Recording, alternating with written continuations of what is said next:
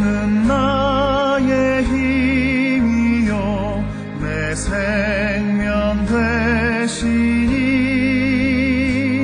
구주 예수 떠나설면 죄 중에 빠지리. 눈물이 앞을 가리고 내 맘에 근심 쌓일 때 위로하고 힘주시리 주 예수. 예수는 나의 힘이요 내 친구 되시니 그 은혜를 간구하면 풍성히 받으리. 햇빛과 비를 주시니 추수할 곡식 많도다. 귀한 열매 주시느니 주 예수. 예수는 나의 힘이요 내 기쁨 되시니 그 명령을 준행하여 늘 충성하겠네. 주야로 도하시며 바른 길 가게 하시니 의지하고 따라가리 주 예수.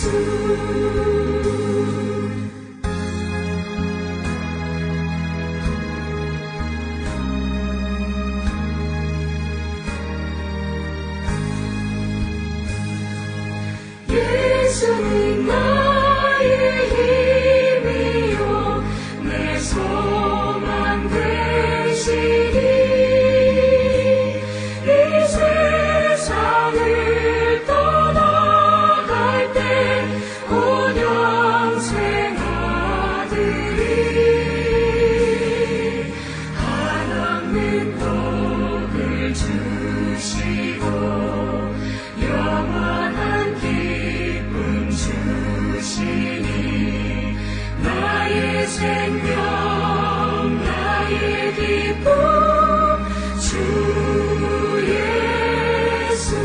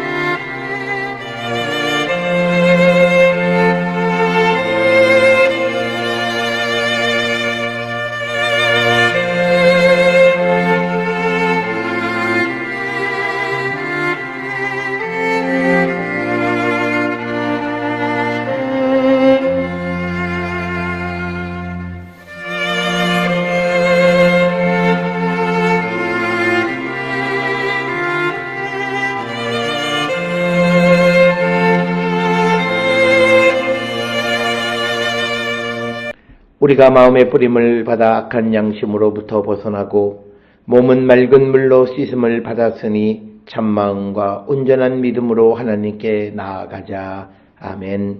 전능하사 천지를 만드신 하나님 아버지를 내가 믿사오며 그 외아들 우리 주 예수 그리스도를 믿사오니 이는 성령으로 잉태하사 동정녀 마리아에게 나시고 본디오 빌라도에게 고난을 받으사 십자가에 못 박혀 죽으시고 장사한 지 사흘 만에 죽은 자 가운데서 다시 살아나시며 하늘에 오르사 전능하신 하나님 우편에 앉아 계시다가 저리로서 산자와 죽은 자를 심판하러 오시리라.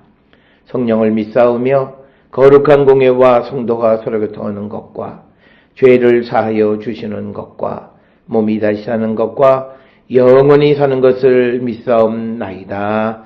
아멘.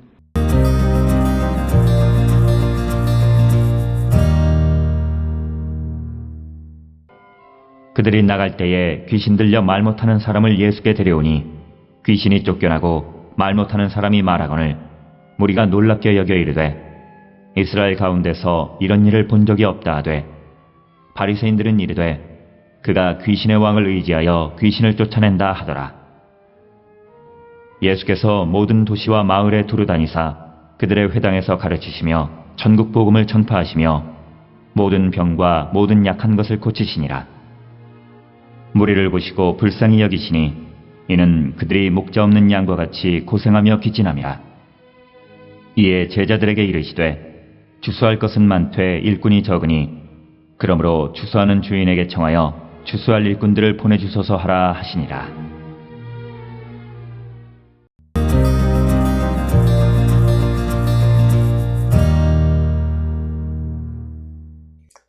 오늘 우리가 함께 읽은 마태복음 9장 32절로부터 38절에는 크게 두 가지 이야기가 기록이 되어 있습니다. 첫째 32절로부터 34절까지는 말 못하는 사람을 고치시는 사건을 기록하고 있고 그리고 이 사건에서도 말 못하는 그런 것이 바로 귀신의 역사와 관련시켜서 설명하고 있는 것이 32절로부터 34절의 말씀이고 그리고 35절로부터 38절까지에서는 예수님의 사역에 대해서 요약적 정보를 우리에게 주는데 특별히 예수께서 우리를 구원해 주시는 가장 큰 것은 우리를 불쌍히 여기셨기 때문에 본문의 말씀에 보게 되면 무리를 불쌍히 여기셔서 그들을 구원하시는 역사를 이루셨다라고 하는 것이 오늘 주시는 32절로부터 38절의 말씀이 되겠습니다. 먼저 32절로부터 34절, 특히 32절에서는 귀신 들려 말 못하는 사람을 예수께 데려왔다. 그래서 당시 사람들의 인식은 누군가가 어떤 육체적 질병을 갖고 있는 것은 귀신의 역사, 그래서 귀신과 질병 사이의 관계를 매우 밀접하게 관계시켜서 이해하는 것이 당시의 모습이었음을 우리에게 보여주는 것이 되겠습니다. 그래서 그 데려오니 33절에 귀신이 쫓겨나고 말 못하는 사람이 말하거늘 무리가 놀랍게 여겨 이르되 이스라엘 가운데에서 이런 일을 본 적이 없다 하되, 그러니까 오늘 주시는 본문 33절은 결과입니다. 그러니까 귀신 들려서 말 못하는 사람을 예수께로 데려오니까 귀신이 쫓겨나가고 그리고 그 사람은 말을 하게 되어졌다라고 하는 것입니다. 그래서 오늘 주시는 이 본문은 우리에게 아주 간단하게 예수의 역사는 귀신의 역사를 파멸시키고 주님이 주관하시는 새로운 시대를 열어가는 것이다 라고 하는 것을 우리에게 분명하게 보여주는 겁니다. 그렇기 때문에 우리가 이 땅을 살아가면서 예수를 믿고 영접했다고 말하는 사람들은 과거 자신의 삶을 반복하는, 과거 귀신의 지배를 받고 살아가는 그런 모습으로 계속 살아서는 안 된다. 그래서 예수께서 귀신 들렸던 사람들, 즉 이것은 예수님 오시기 전에 세상을 살아갔던 사람들은 예수를 영접해야만 한다라고 하는 거죠. 그래서 그가 반드시 새로운 피조물이 되어야 합니다. 육신이 죽고 옛것은 사라지고 이제 예수 그리스도 안에 있는 하나님의 영에 지배받고 살아가는 자가 되어야 한다라고 하는 것입니다. 그래서 오늘 주시는 본문 32절 33절에서는 귀신이 쫓겨나갔고 그리고 사람들의 평가는 이런 일은 한 번도 본 적이 없다라고 하는 겁니다. 그랬더니 바리새인들이 34절에서 그가 즉 예수님이 귀신의 왕을 의지하여 귀신을 쫓아낸다 하더라.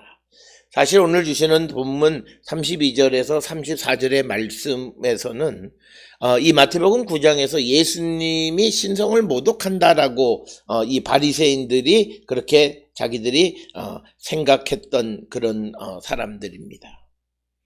그런데 사실은 신성을 모독한 것은 바로 예수께서 말 못하는 사람의 그 귀신을 쫓아내고 말을 하게 하는 것은 성령을 의지한 것이고 하나님의 영을 의지한 겁니다.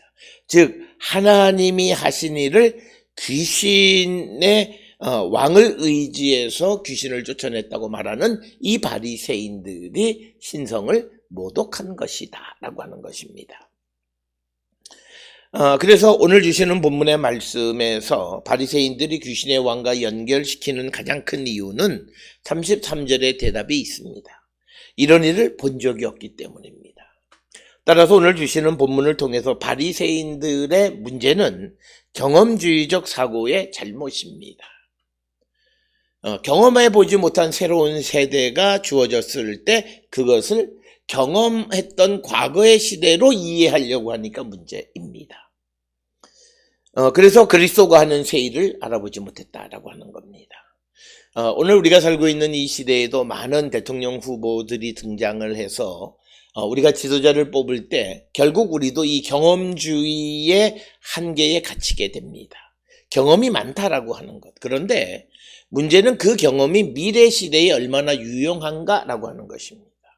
우리는 지난 2, 3년 동안의 코로나 시대를 통해서 과거에 우리가 가지고 있던 지식이 미래 사회의 새로운 시대에 걸맞지 않는다라고 하는 것을 너무나 잘 알고 있습니다.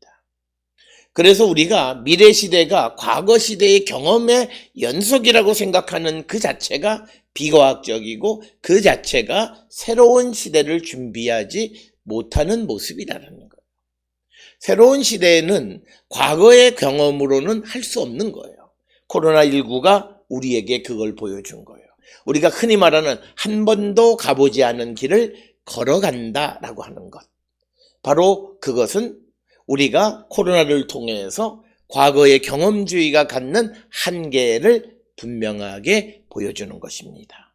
따라서 오늘 주시는 본문의 말씀을 통해서 이 바리새인들은 자신들이 이런 역사를 한 번도 본 적이 없는 자기의 경험 속에서 이 상황을 잘못 판단해서 하나님을 의지해서 귀신을 쫓아내는데도 귀신의 왕을 의지해서 귀신을 쫓아낸다고 하나님의 역사를 귀신의 역사로 이해하는 소위 신성 모독을 범하고 있다라고 하는 것입니다.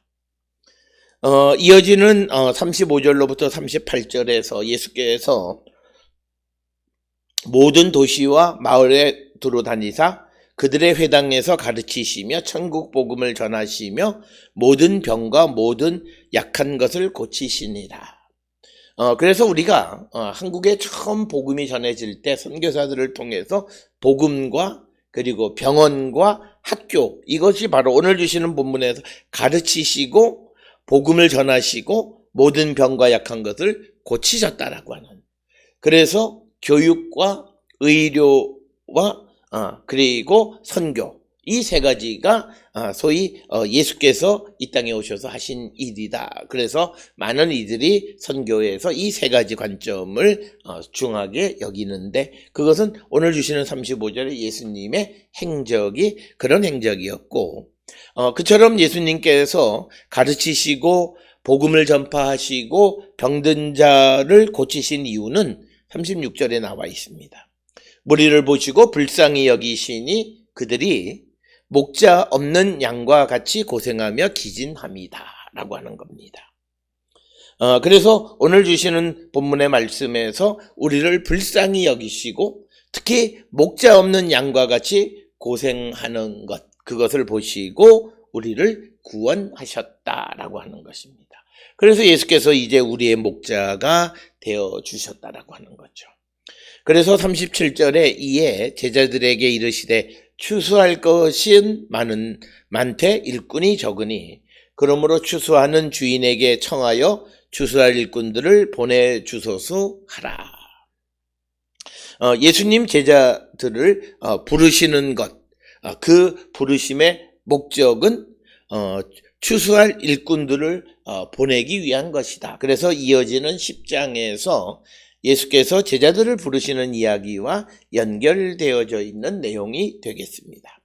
따라서 오늘 주시는 우리가 읽은 마태복음 9장 32절로부터 38절까지는 예수께서 하시는 일은 새로운 역사고, 그래서 과거의 경험 속에서는 알지 못하는 것이다 라고 하는 것을 우리에게 보여주고 있고, 또 예수께서 이처럼 우리에게 복음을 가르치시고 우리를 교육하시고 우리의 병을 고쳐주시는 것은 우리를 불쌍히 여기셨기 때문이다. 그래서 이 우리를 긍휼히 여기시고 불쌍히 여기시는 것이 하나님께서 우리를 구원하시는 구원의 근거가 되어졌음을 말씀하는 내용이 되겠고, 이제 37절 38절에서 추수할 것이 많되 일꾼이 없어서 이제 추수할 일꾼들을 보내주소서 하라고 말씀하시는 것으로 이야기를 마무리합니다. 오늘 주시는 본문을 통해서 우리를 불쌍히 여기시는 예수께서 우리에게 복음도 주시고 우리에게 교육도 주시고 우리의 병을 고쳐주셔서 우리를 구원으로 인도할 뿐만 아니라 우리에게 추수할 일꾼이 되라고 말씀하시는 것, 그 말씀을 우리가 귀담아 들어 오늘도 우리에게 주시는 사명을 감당하며 살아가는 우리 모두가 될 수 있기를 주의 이름으로 축원합니다. 기도하시겠습니다. 사랑과 은혜가 충만하신 아버지 하나님, 예수께서는 우리를 불쌍히 여기시고 목자 없는 양과 같이 고생하고 기진함을 보시고 우리를 구원해 주시고 우리에게 복음을 우리를 가르치시고 우리의 병을 낫게 해 주시는 참 메시아이심을 우리에게 보여줍니다. 이 주님을 믿고 이제 우리가 주의 일을 위하여 부름받고 보냄받는 거룩한 백성 되게 인도하여 주시옵소서. 예수님의 이름으로 기도드렸습니다. 아멘.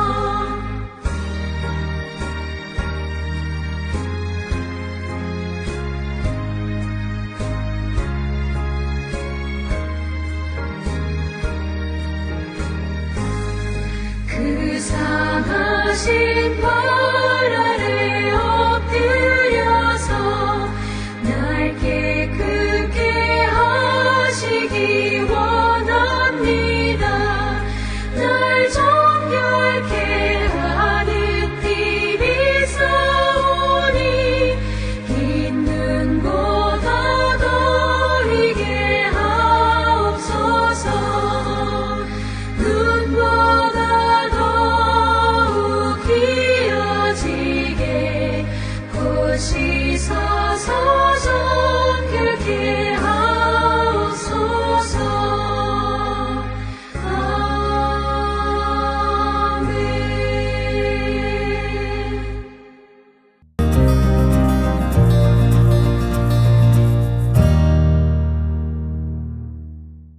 기도하시겠습니다.